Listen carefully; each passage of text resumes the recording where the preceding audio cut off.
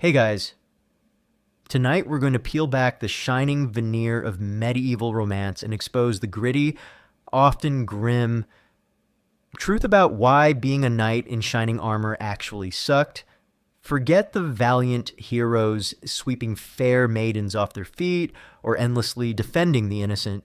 You're about to discover a life of brutal training, crushing financial burdens, and constant danger that made the reality of knighthood far less glamorous than the legends suggest.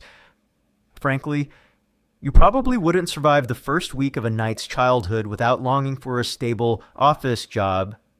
So before you get comfortable, take a moment to like the video and subscribe, but only if you genuinely enjoy what I do here.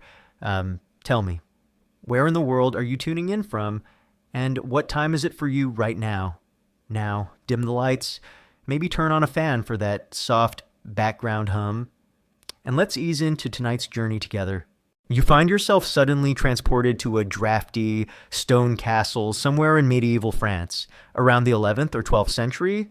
You're just a young boy, perhaps 7 or 8 years old, born into a noble family. Unlike your peasant counterparts, your future is not tied to the land, but to the sword. Your destiny as a knight is predetermined, and it begins with a surprising amount of servitude and a brutal beginning. Your journey to knighthood starts not on a battlefield, but in the household of another lord, often a family friend or a more powerful feudal superior.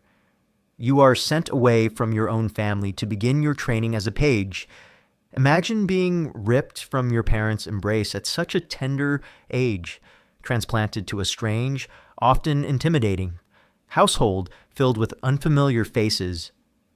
This wasn't a choice, it was a societal expectation, a necessary step to forge future warriors. It truly sucked to be an elementary schooler sent off to military boarding school.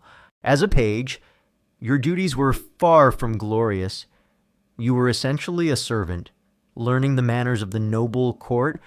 Your days would be filled with fetching and carrying, running errands for the lord and lady, serving meals, and performing various household chores.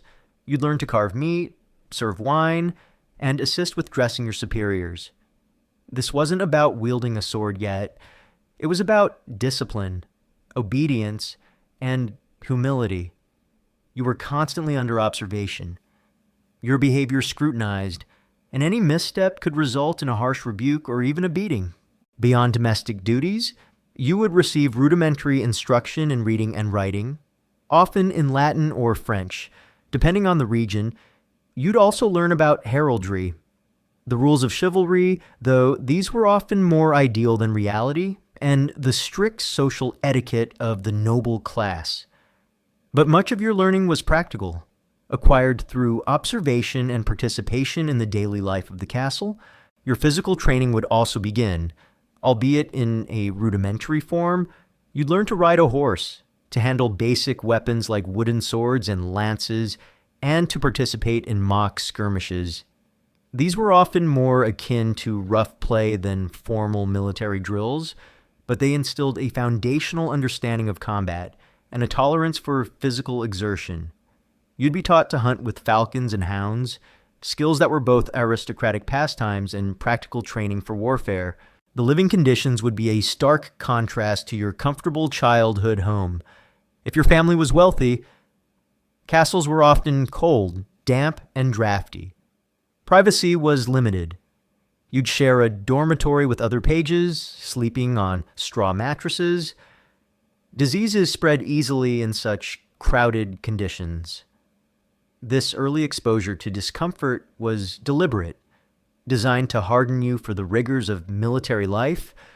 It really sucked to be a constantly sniffly child in a cold castle.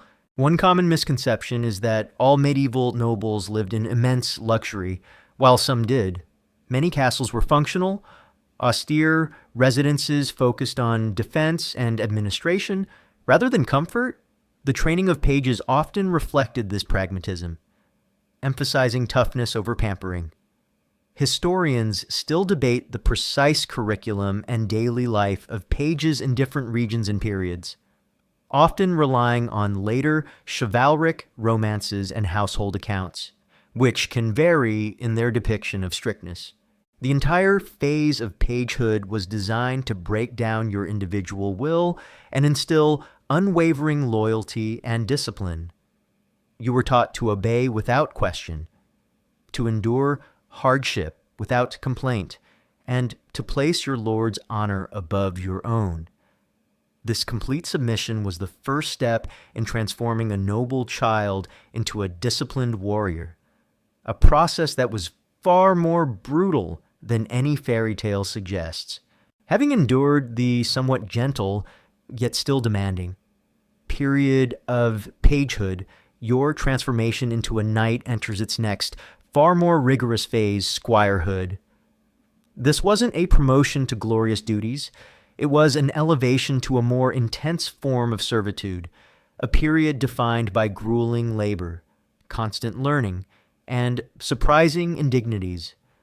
This stage of your training made being a knight in shining armor truly sucky. Imagine yourself now, a teenager, perhaps 14 or 15 years old. You are assigned to a knight, typically your lord or a seasoned warrior in the household.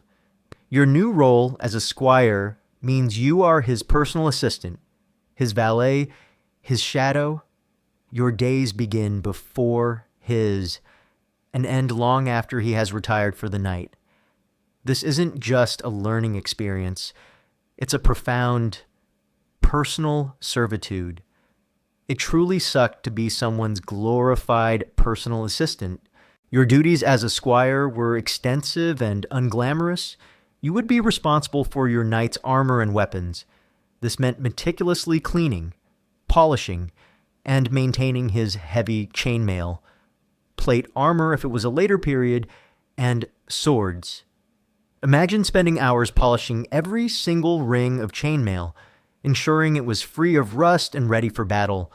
Swords had to be sharpened, lances prepared, and shields repaired. This was a constant, arduous chore, and any oversight could literally cost your knight his life in battle, which would undoubtedly earn you a severe punishment. Beyond equipment, you were also responsible for your knight's horse, his most valuable possession after his weapons. You would meticulously groom, feed, and care for his warhorse, ensuring it was always in peak condition. This meant mucking out stables, fetching hay and water, and spending countless hours building a bond with the animal. A well-cared-for warhorse could be the difference between victory and defeat, life and death. For your knight, imagine spending more time with a horse than with actual people. It really sucked to be a professional horse butler. Your personal duties extended to almost every aspect of your knight's life. You would dress him in his armor, a complex and time-consuming process that required strength and precision. You would serve his meals, standing attentively at his side. You would act as his messenger, running errands across the castle or even riding to distant lands with important communications. You would wait on him hand and foot, anticipating his every need, always ready to assist. The physical training, too, intensified dramatically. You would continue to ride, but now with heavier armor and more complex maneuvers. You'd practice with heavier swords, perfecting your technique against a quintain, a revolving target, or other squires. You'd learn the proper way to wield a lance, to charge effectively, and to fight on foot in heavy armor. This was no longer rough play. It was serious, continuous military drill, pushing your body to its absolute limits. In battle, your role as a squire was terrifyingly dangerous. You would accompany your knight to the battlefield, often riding a less valuable horse than his war steed. Your duties would include carrying spare weapons, helping him if he fell from his horse, and providing immediate assistance if he was wounded. You were expected to remain close to him, often in the thick of the fighting, facing the same dangers without the benefit of full knightly armor or the recognition of being a sworn combatant.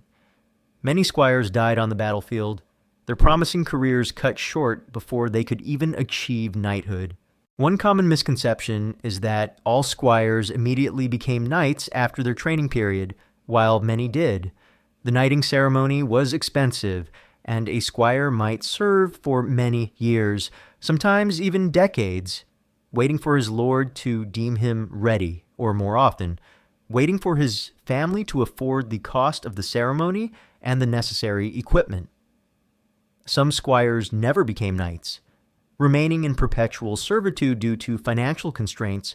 Historians still debate the average age of knighting, as it varied significantly across regions and periods, but it was often later than popular imagination suggests.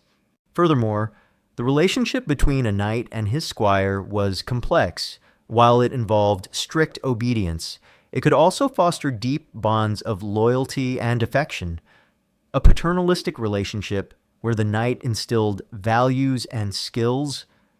However, the inherent power imbalance meant the squire was always subordinate, always serving, and always subject to the knight's authority. This constant servitude, even within a respectful relationship, meant a lack of true personal autonomy. So, your years as a squire were a profound test of endurance, humility, and unwavering dedication. You were a servant, a trainee, and a battlefield attendant, enduring endless chores, rigorous training, and immense personal risk, all for the distant dream of knighthood. This demanding, unglamorous, and dangerous phase of your training was a defining reason why being a knight in shining armor actually sucked. Now that you've been granted the prestigious, yet perpetually grueling, status of a knight, you finally don the iconic symbol of your station armor. Forget the gleaming, lightweight suits you see in movies, effortlessly worn by heroes. The reality of medieval plate armor was profoundly uncomfortable, restrictive, and unbelievably heavy, making every battle a test of endurance against your own gear. This was a defining reason why being a knight in shining armor truly sucked. Imagine the process of getting dressed for battle, especially in the later medieval period, 14th and 15th centuries, when full plate armor became common. This wasn't something you did yourself. You would require the assistance of at least one, often two, squires or pages. First, you'd put on layers of padding, like a thick arming doublet, a padded jacket, or a gambeson, a quilted linen or woolen garment, designed to cushion the blows and prevent chafing from the metal. These layers, while protective, were already bulky and hot. It truly sucked to be sweating before the fight even started.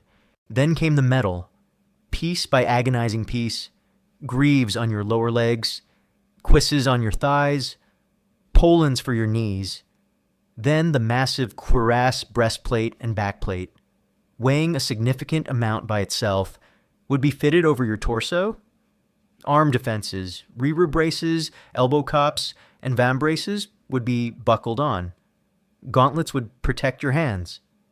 Finally, the helmet, a heavy, restrictive piece of metal, would be placed over your head, often with a narrow eye slit that severely limited your vision. The sheer weight of the armor was staggering. A full suit of late medieval plate armor could weigh anywhere from 45 to 65 pounds, 20-30 kilograms, sometimes even more for ceremonial pieces. This weight was distributed across your body. Yes, but it was still a tremendous burden. Imagine carrying a fully loaded backpack, or even a small child, on your back, chest, and limbs, for hours on end, in sweltering heat, while trying to fight. This wasn't about being agile, it was about brute strength and endurance.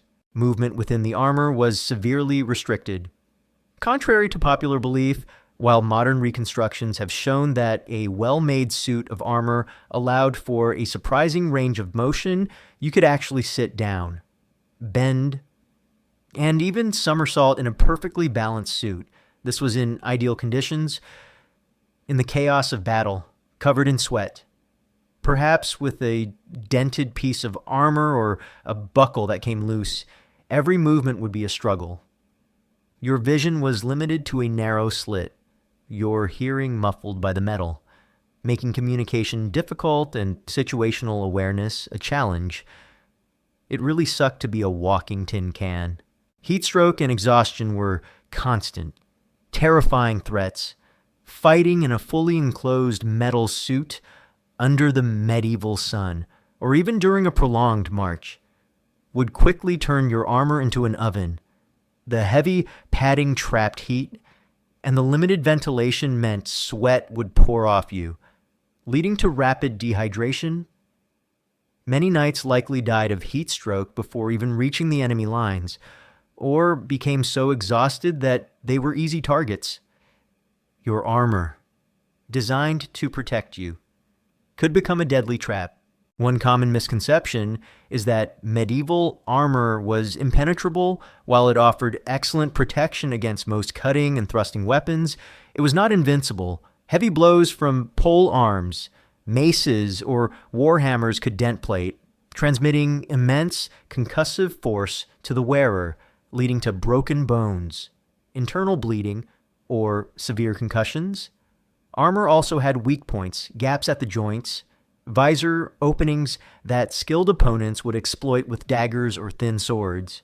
Historians still meticulously study the effectiveness of different armor types against various weapons, often through experimental archaeology, showing that while armor saved lives, it was far from a perfect shield. Furthermore, if you fell off your horse in full plate armor, getting back up unassisted was incredibly difficult, often impossible. Imagine being knocked to the muddy ground, perhaps wounded, struggling to right yourself as enemies approached. You'd be a helpless, overturned tortoise, relying entirely on your squires or comrades to lift you back into the fight, or carry you to safety. This vulnerability on the ground made every fall potentially fatal. So, your shining armor, the very symbol of your knighthood, was a brutal reality of immense weight, stifling heat, and restricted movement. It was a necessary evil, offering protection at a profound physical cost. Every battle wasn't just a fight against your enemy, it was also a grueling endurance test against your own protective gear, making the glamorous image of the knight far more uncomfortable and dangerous than legend suggests. Even with the immense burden of your armor, your existence as a knight was inextricably linked to another powerful, yet incredibly demanding, entity, your warhorse. Forget the graceful, effortless steeds of legend. The medieval warhorse was an expensive, often temperamental, and surprisingly vulnerable animal, making its crucial role in your life profoundly sucky. Imagine the bond and the burden. Your warhorse, or destrier, was not just a means of transport, it was a living, breathing weapon, an extension of yourself in battle. These were powerful, specially bred horses, trained for combat, capable of delivering crushing blows with their hooves and bearing the immense weight of you and your armor. They were magnificent, but they were also a constant source of expense and anxiety. It truly sucked to have a partner who could literally stomp you. The cost of acquiring and maintaining a warhorse was staggering, often equivalent to the annual income of a wealthy peasant family. These animals required specialized feed, constant grooming, and meticulous care. If your horse fell ill or suffered an injury, it was a financial catastrophe. Imagine pouring what little spare coin you had into expensive veterinary care, hoping your prized destrier would recover, knowing your very livelihood depended on its health. In battle, your horse was your primary advantage. Mounted knights could charge with incredible force, shattering infantry formations and delivering devastating blows from a higher vantage point. Your lance, wielded from horseback, became a terrifying weapon capable of impaling opponents. The speed and maneuverability of a mounted knight were crucial for the tactical advantage. You were a terrifying force, a literal living tank, but only as long as your horse remained upright. However, your warhorse was also incredibly vulnerable. Despite attempts to protect them with rudimentary barding horse armor made of leather or padded cloth, and later, metal, horses were massive targets. They could be brought down by concentrated archery fire, by pikemen, or by simple trips and falls on uneven ground. A wounded horse, thrashing in pain, could easily injure or even kill its rider, trapping you under its immense weight in your heavy armor. Imagine being unseated, your precious destrier screaming in agony, leaving you helpless on the ground as enemies closed in. It really sucked to have your power tethered to such a fragile beast. The training of a warhorse was as rigorous as your own. They had to be accustomed to the din of battle, the clang of steel, the shouts of men, the screams of the wounded. They needed to be trained to charge fearlessly into formations, to turn quickly, and to respond to subtle commands even amidst chaos. This required immense patience, skill, and sometimes brutal discipline for the animal. A poorly trained horse could panic, bolt, or simply refuse to charge, turning you into a stationary target. One common misconception is that all knights rode fully armored horses, while ceremonial barding existed, especially in later periods. Battle barding was less common and often limited to crucial areas like the head and chest, as full armor significantly limited the horse's agility and endurance. The practicality of warfare often trumped the aesthetic, and a fast, unencumbered horse was often preferred over a heavily armored, but slower one. Historians still debate the precise prevalence of full horse barding in various medieval conflicts, often relying on artistic depictions which may not always be accurate to battlefield reality. Furthermore, the bond with your warhorse, while practical, could also be emotionally taxing. You relied on this animal for your life, and its well-being was directly tied to your own. Losing a destrier in battle wasn't just a financial blow, it was the loss of a trusted companion, a partner in survival. This personal connection, in a world where sentiment was often a luxury, added another layer of unspoken burden to your life as a knight. So, while your warhorse was the very foundation of your power and prestige on the battlefield, it was also a constant source of financial drain, tactical vulnerability, and emotional investment. Its well-being was perpetually tied to your own, making its crucial role in your life a profound and often sucky reality. A heavy burden that few legends ever choose to highlight. Even equipped with heavy armor and mounted on a powerful warhorse, your life as a knight was ultimately defined by the terrifying reality of combat itself, a chaotic, bloody, and brutal affair. Forget the chivalrous duels of popular imagination. Medieval warfare was a messy, visceral, and often utterly terrifying experience where survival was often a matter of luck as much as skill, making every battle profoundly sucky. Imagine the prelude to battle. The ground trembles as thousands of men, both mounted and on foot, array themselves. The air is filled with the shouts of commanders, the nervous neighing of horses, and the dull clang of weapons. Then, the charge. You, as a mounted knight, would be at the forefront, lance couched, thundering towards the enemy lines, the sheer force of the impact. As hundreds of pounds of a horse, armor, and man slammed into a shield wall, would be immense, rattling your teeth and shaking your very bones. It truly sucked to be a human battering ram. Once the initial charge shattered, the battlefield devolved into a terrifying, unorganized melee Forget elegant swordplay. You'd be fighting in close quarters, surrounded by the crush of bodies, the screams of the wounded, and the sickening thud of weapons on flesh and bone. Your limited vision through your helmet's eye slit meant you often couldn't see threats approaching from your periphery. You'd be swinging your sword or mace, not with graceful flourishes, but with desperate, powerful blows, trying to find gaps in the enemy's armor, desperately trying to survive. Weapons were designed to kill and maim. Swords, axes, maces, and warhammers were crafted for maximum impact and penetration. A sword could cleave through flesh and bone. A mace could crush a skull even through a helmet, and a warhammer could snap a limb. The battle was a cacophony of metal on metal, the thud of blows, and the gurgling cries of the dying. You'd constantly be aware of the brutal efficiency of these weapons, knowing any one of them could end your life in an instant. Blood was everywhere. The ground would quickly become slick with it, making footing treacherous.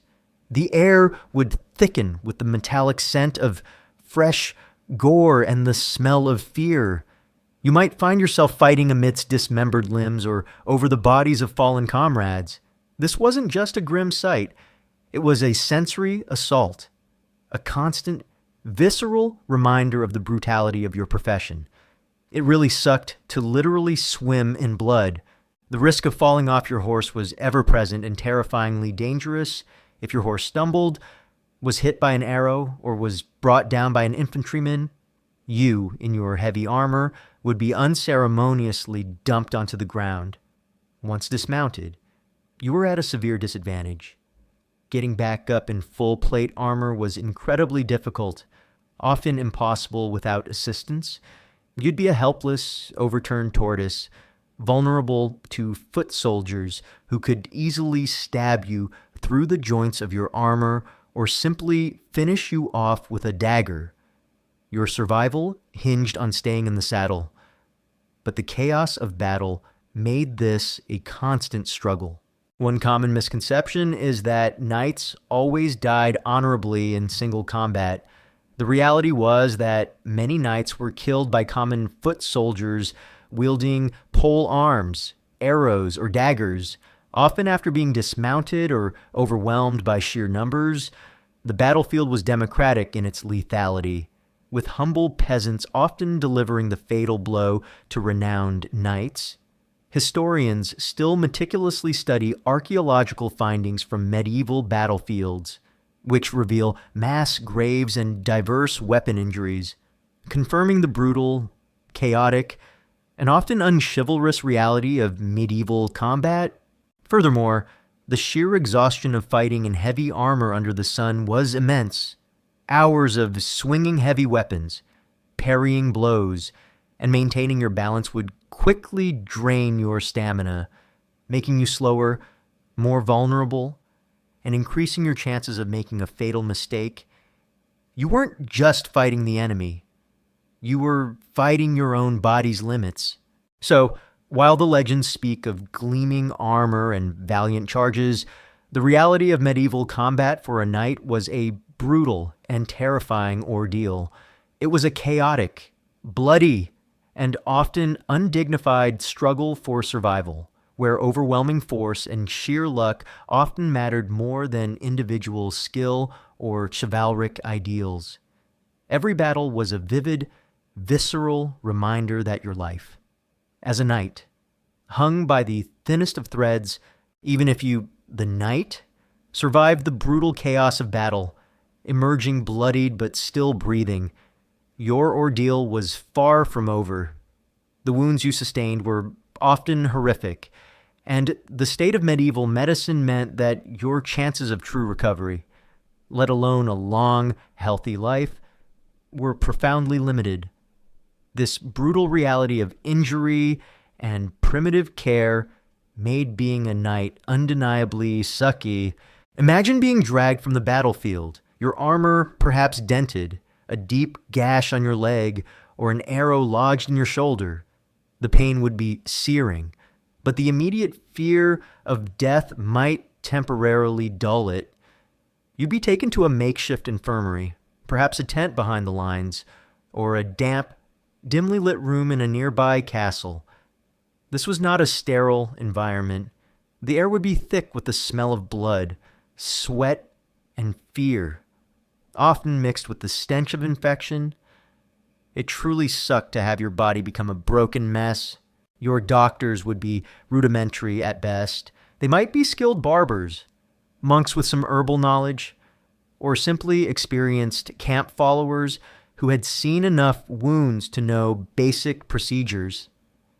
There were no trained surgeons as we know them, no understanding of germ theory, and certainly no anesthetics beyond perhaps some strong wine, opium, or a sharp blow to the head to knock you unconscious. Imagine enduring a procedure while fully conscious, screaming in agony as crude instruments cut into your flesh. Wound treatment was basic and often horrifying. Deep cuts would be stitched with unsterilized needles and coarse thread, directly transmitting bacteria into your bloodstream. Wounds might be cauterized with hot irons to stop bleeding, a terrifyingly painful process that also destroyed healthy tissue and increased the risk of infection. Herbal poultices, some with antiseptic properties like plantain or yarrow, might be applied, but others were utterly useless or even harmful. The pervasive risk of infection was immense. Every open wound was a potential death sentence, leading to pus, fever, gangrene, and ultimately sepsis. Many knights who survived the initial battle succumbed days or weeks later to infections that would be easily treatable with modern antibiotics. Broken bones were set with rough splints made of wood and bandages, often without proper alignment. The healing process would be slow, agonizing, and frequently result in permanent deformities, chronic pain, or limited mobility.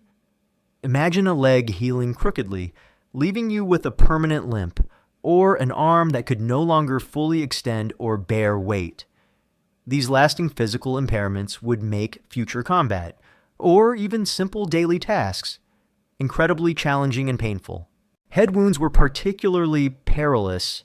A blow to the head, even if not immediately fatal, could lead to severe concussions, internal bleeding, and long-term neurological damage. Many knights likely suffered from chronic headaches, dizziness, memory problems, or personality changes as a result of repeated head trauma. A medieval form of what we now call CTE. It really sucked to survive a battle only to lose your mind. One common misconception is that medieval doctors were entirely ignorant, while their understanding was limited, and many practices were ineffective or harmful. They did have practical experience. Traction was used for setting broken bones, and some herbal remedies did possess medicinal properties. However, their reliance on humoral theory, the belief that illness was caused by an imbalance of the four bodily fluids blood, phlegm, yellow bile, and black bile, often led to misguided treatments like excessive bloodletting, which could fatally weaken a patient. Historians still meticulously analyze medical texts and skeletal remains from this period to understand the actual effectiveness and limitations of medieval medicine. Furthermore, the very nature of your knightly duties meant you were constantly exposed to injury. Tournaments, while less lethal than real warfare, still caused serious injuries, including broken bones, concussions, and internal trauma.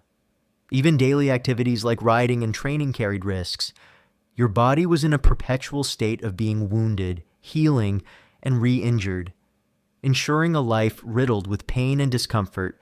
So, your experience with injuries and medicine as a knight was a brutal extension of combat itself. Wounds were dressed with crude, painful methods. Infection was an ever-present specter, and true healing was often a distant dream. The pervasive risk of lasting disfigurement, chronic pain, and a slow, agonizing death from seemingly minor injuries made being a knight in shining armor a profoundly sucky reality, where your body was constantly breaking down under the weight of its noble calling, even as your body healed or failed to heal from the savage wounds of battle. Your life as a knight often involved a different kind of brutal endurance, the misery of siege warfare. Forget the glory of a swift cavalry charge. Sieges were long, drawn-out affairs, defined by boredom, disease, and slow, agonizing death, making this aspect of knighthood profoundly sucky. Imagine yourself now, not on a charging warhorse, but entrenched outside a heavily fortified castle or walled city. You are part of a besieging army, perhaps a force of thousands, trying to starve out or break down the defenders.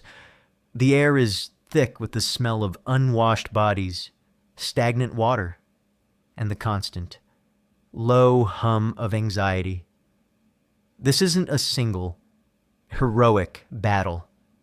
It's a protracted, grinding war of attrition, and it truly sucked to be stuck in medieval mud for months.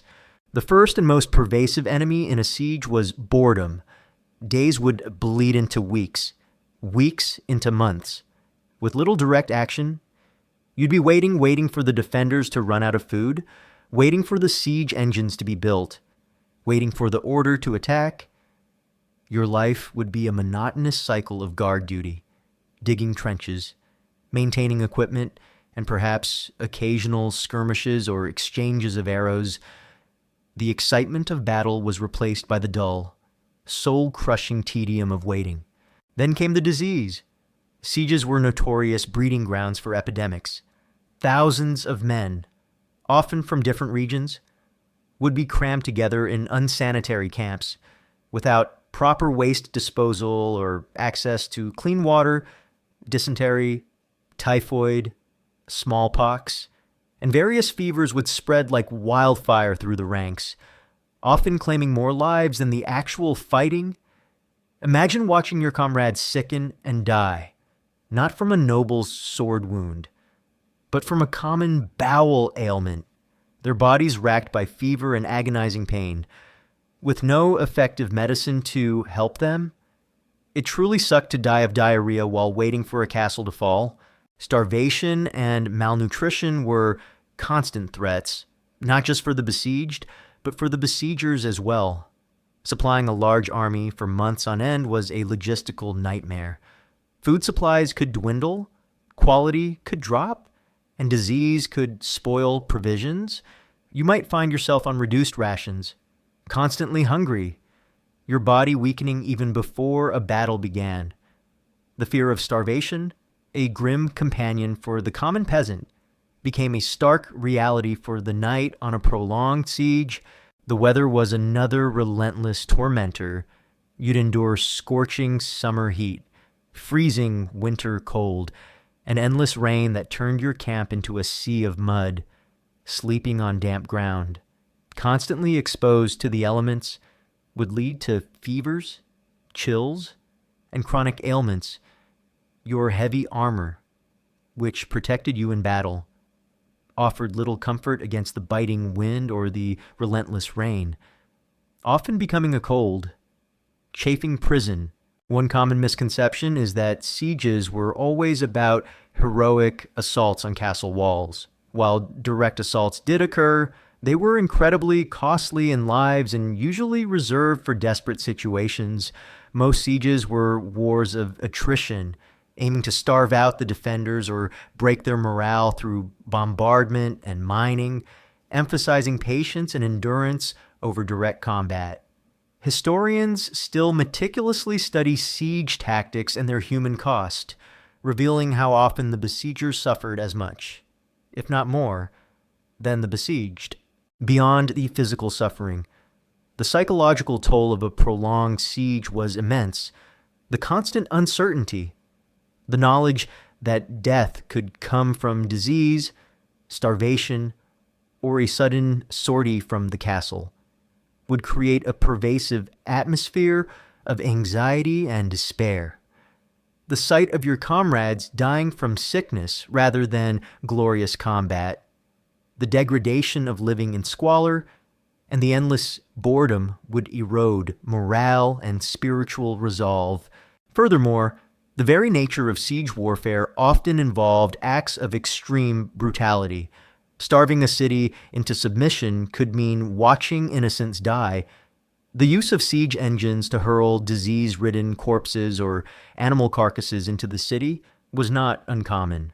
A grim form of biological warfare, your participation in such acts, however indirect, would be a stark reminder of the harsh realities of medieval warfare, far removed from any romanticized notions of chivalry. So, your life as a knight, far from being a continuous saga of glorious combat, was often defined by the brutal tedium and suffering of siege warfare, the prolonged boredom, the relentless spread of disease, the gnawing hunger, and the constant exposure to the elements made sieges a slow, agonizing grind, ensuring that this essential aspect of medieval warfare was profoundly, undeniably sucky. Even as you endured the agonizing reality of prolonged sieges and the brutality of direct combat, your life as a knight was perpetually overshadowed by a stark, unsettling truth: chivalry. The very ideal that supposedly defined your existence was often a myth, not a reality. Forget the romanticized codes of honor and courtly love. The harsh pragmatism of medieval life frequently rendered these noble aspirations profoundly sucky. Imagine the teachings of chivalry. You were taught to be courageous, to defend the weak, to protect women and the church, to be honorable in battle, and to show mercy to a vanquished foe. These were the ideals, the shining principles that separated you from mere bandits or common soldiers. You might have even sworn an oath to uphold them during your knighting ceremony. It truly sucked to swear an oath you knew you couldn't keep. However, the brutal reality of medieval warfare and politics often made these ideals impossible to maintain. When you were on campaign, perhaps deep in enemy territory, the pragmatic need for survival and victory frequently trumped any notion of honorable conduct. Imagine your lord ordering you to burn peasant villages, slaughter non-combatants, or take prisoners for ransom rather than treating them with mercy. Disobeying such orders would mean disloyalty, potentially leading to punishment, disgrace, or even the loss of your lands and status. Your very livelihood depended on your willingness to participate in acts that directly contradicted your chivalric vows. The concept of courtly love, often associated with chivalry, was another romanticized ideal that bore little resemblance to your daily life. This was a highly stylized, often platonic, form of admiration for a noblewoman, usually someone else's wife, involving poetry and grand gestures. While it might have offered a brief, illicit escape for some, it was far removed from the brutal reality of your arranged marriage designed for alliances and heirs, not love or the coarse realities of camp life.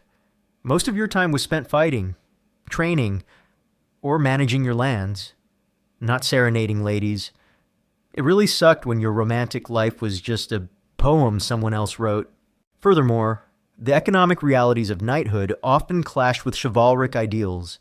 A knight needed income to maintain his armor, horse, and retinue. This often led to practices like ransoming prisoners. If you captured an enemy knight, your primary goal wasn't to show mercy, it was to hold him for a hefty ransom if his family couldn't pay. He might be summarily executed or left to rot in a dungeon, regardless of his bravery in battle. The cold calculus of finance often superseded the warmth of chivalric compassion. The treatment of commoners also highlighted the gap between ideal and reality. While chivalry theoretically protected the weak, in practice, peasants were often the primary victims of warfare. Their homes were plundered, their crops destroyed, and they were subjected to the whims of passing armies. You, the knight, were often part of this oppressive system, deriving your livelihood from their labor and your authority from their subjugation.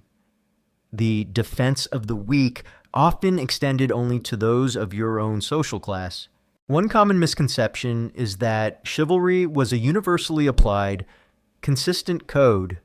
In reality, chivalry was a fluid concept, evolving over centuries, and interpreted differently by various knights, regions, and religious orders. It was an aspiration, a set of moral guidelines, rather than a strict legal code, and adherence often depended on personal character and situational expediency. Many knights likely paid lip service to chivalric ideals while engaging in very unchivalrous acts when it suited their interests or their lord's demands.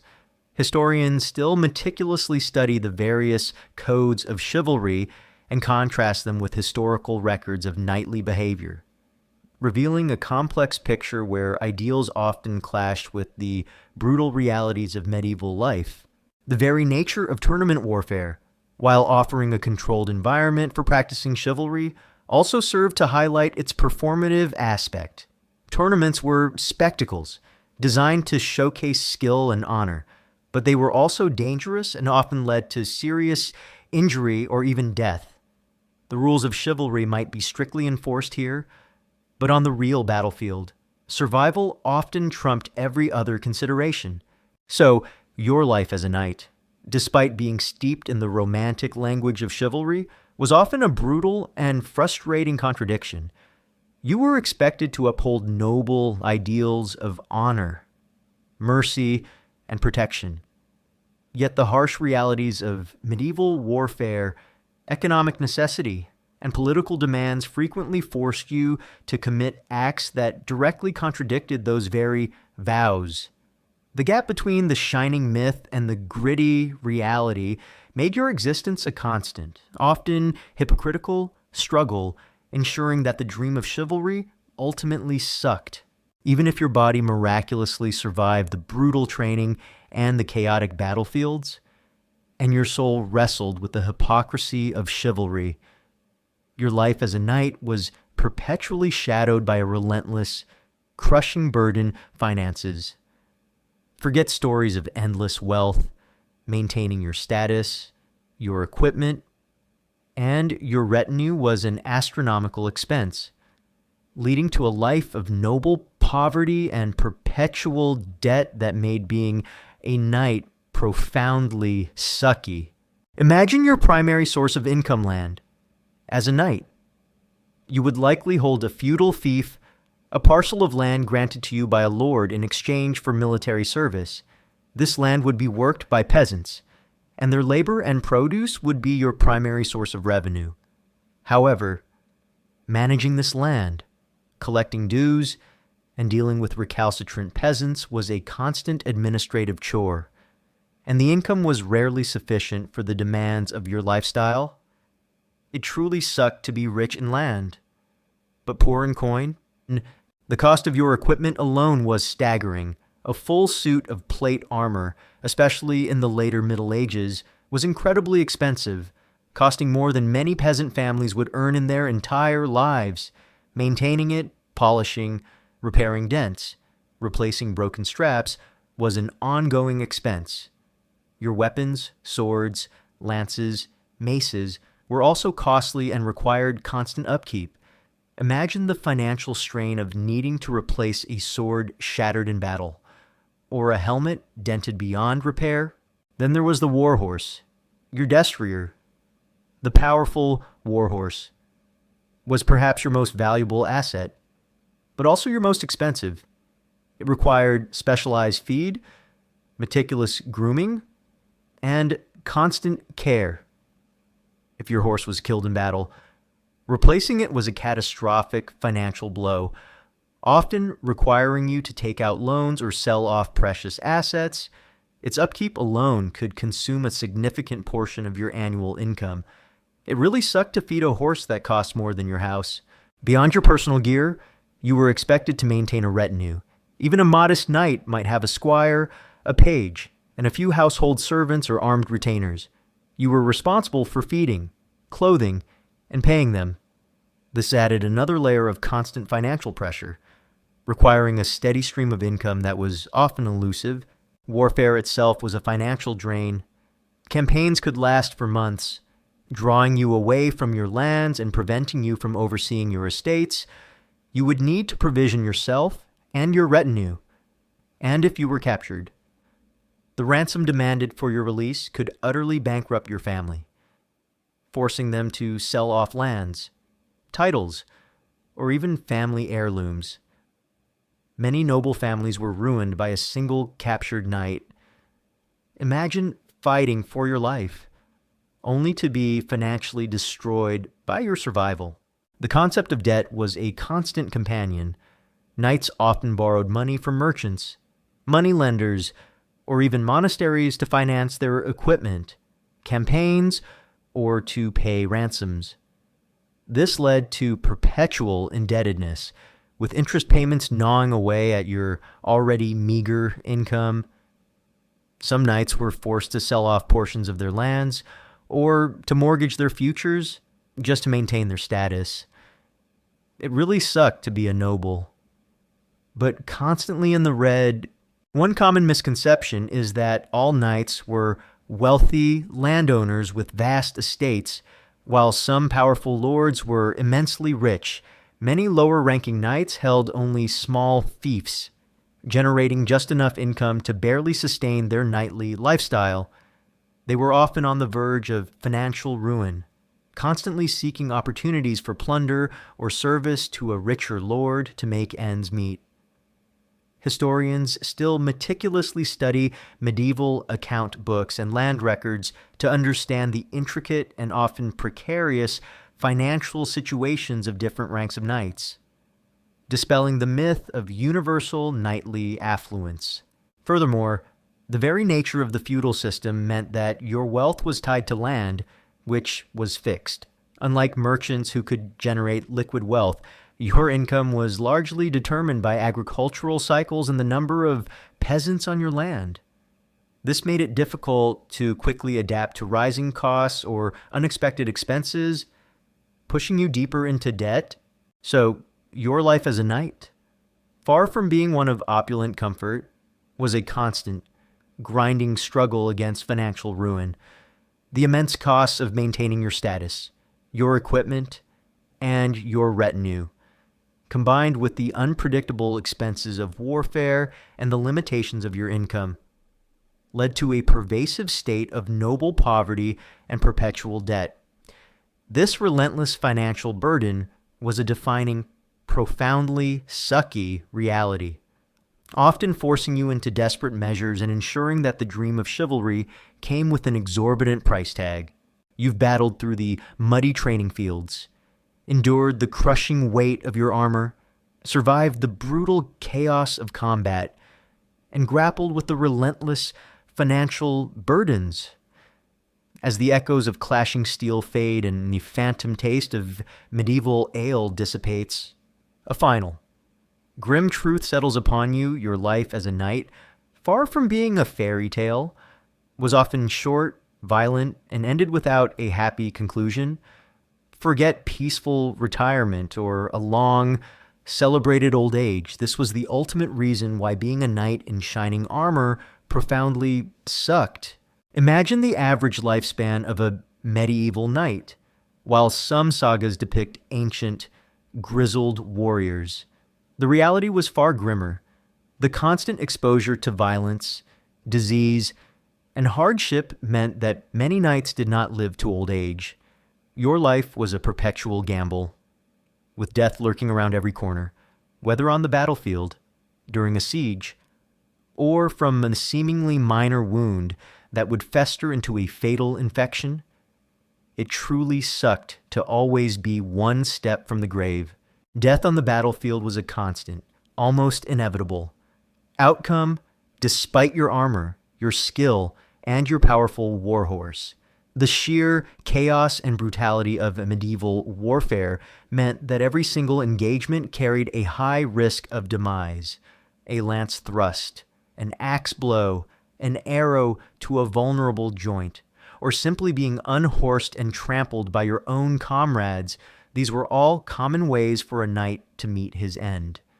And unlike the romanticized duels, death in battle was often messy, undignified, and entirely unheroic, just another body in the mud. Even if you survived direct combat, the threat of disease was equally pervasive. As we discussed, sieges were breeding grounds for epidemics, and even in daily camp life, unsanitary conditions and rudimentary medicine meant that common illnesses like dysentery, typhoid, or various fevers could quickly claim your life. You might escape the sword, only to succumb to a microbe, a slow, agonizing death far from any glorious battle. It really sucked to survive being stabbed only to die of the flu. For those who endured the battles and the diseases, chronic injuries and physical ailments would plague your remaining years. Your body would be a roadmap of scars, broken bones, and strained joints, chronic pain, often from old fractures that healed improperly or repeated concussions, would be a constant companion. Your teeth might be broken or missing from hard blows. The very physical toll of your profession ensured that even if you lived, your quality of life would be significantly diminished, making any retirement a painful existence. The concept of a peaceful retirement was a rare luxury, largely unattainable for most knights. Unlike modern professionals who save for their golden years, a knight's life was rarely conducive to building up a comfortable pension. As we explored, finances were a constant struggle, with expensive equipment, retinues, and ransoms draining any potential wealth. If you could no longer fight effectively due to age or injury, you often became a burden. You might retire to a monastery, seeking solace and care, or become a retainer in a richer lord's household, living off their generosity, no longer an independent warrior, but a dependent. Your legacy, too, was often tied to your death. For a knight, a good death was to die bravely in battle, serving your lord or your faith. This was the ideal that offered a form of immortality, ensuring your name would be remembered in songs and sagas. But for many, death came unexpectedly, unheroically, or far from home, leaving no glorious tale to tell. It really sucked to have your value determined by how you died. One common misconception is that all knights were buried with full honors and grand tombs. While high-ranking lords and famous knights might receive such burials, many common knights, particularly those who died far from home or whose families lacked the resources, would receive far simpler burials, often in mass graves on battlefields or in local churchyards, their resting place unmarked and forgotten. Historians still meticulously study medieval cemeteries and battle burial sites, which reveal the grim reality of unceremonious ends for many who live by the sword. Furthermore, the psychological toll of a life defined by violence would be immense. The constant exposure to death, the commission of brutal acts, and the pervasive fear would leave deep psychological scars, potentially leading to what we now call PTSD.